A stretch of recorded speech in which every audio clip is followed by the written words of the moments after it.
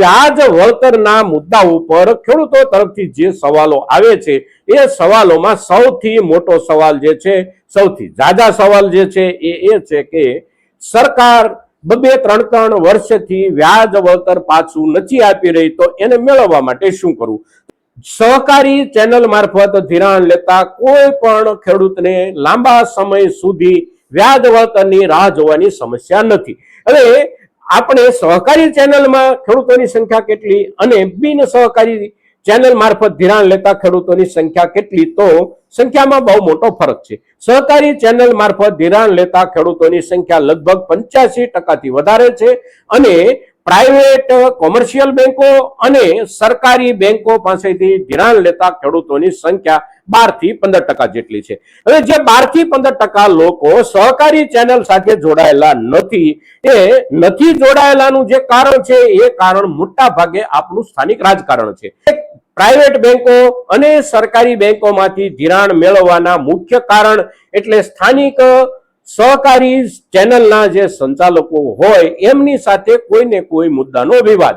બીજું કારણ પ્રાઇવેટ બેંકો, કોમર્શિયલ બેંકો જે છે એ અને સરકારી બેંકો જે છે એ ખેડૂતોને થોડું વધારે ધિરાણ આપવા માંગે છે. હવે ખેડૂતોને વધારે ધિરાણ એ લોકો એટલા માટે આપવા માંગે છે કે એગ્રીકલ્ચર જે કાંઈ ક્રેડિટ છે એટલે કે જે કાંઈ ખેડૂતલક્ષી ખેતીવાડીનું ધિરાણ છે, આ ધિરાણની રિકવરીનો આંક બહુ ઊંચો હોય છે, એટલે કે વસૂલાતની ટકાવારી બહુ ઊંચી હોય છે. બાકીના કોઈ પણ સેક્ટરમાં પ્રાઇવેટ બેંકો કે સરકારી બેંકો જે કાંઈ ધિરાણ કરે છે ને એ ધિરાણ જે અટવાઈ જાય છે અને અટવાઈ જવાની જે ટકાવારી છે એની સામે આપણા ખેડૂતોને આપેલા ધિરાણની કુલ રકમમાંથી અટવાઈ જતી રકમ કે અટવાઈ જતા કેસની ટકાવારી બહુ ઓછી હોય છે. એટલે આપણને ખેડૂતોને ધિરાણ આપવા માટે જુદા જુદા સાચા ખોટા પ્રલોભનો આ સંસ્થાઓ આપે છે.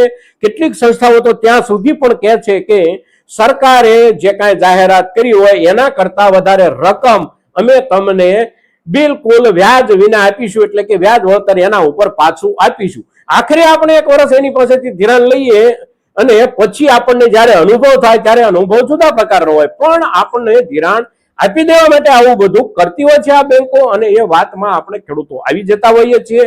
આપણને વધારે ધિરાણ આપે પણ છે આ બેંકો, પણ જે વધારે ધિરાણ આપે છે એ ઊંચા વ્યાજથી જ આપે છે અને એના ઉપર કોઈ વ્યાજ વળતર આપણને આપવામાં આવતું નથી. પણ ત્યાં સુધીમાં આપણે સ્થાનિક સંસ્થા સાથેના વ્યવહારો કાપી ચૂક્યા હોઈએ છીએ. બહારથી ધિરાણ લેતી વખતે પણ આપણી સંસ્થાના સંચાલકો સાથે આપણે મૂછે તાવ પણ દઈ ચૂક્યા હોઈએ છીએ કે ભાઈ તું ન આપે તો કઈ નહીં, મને બેંક આપે છે.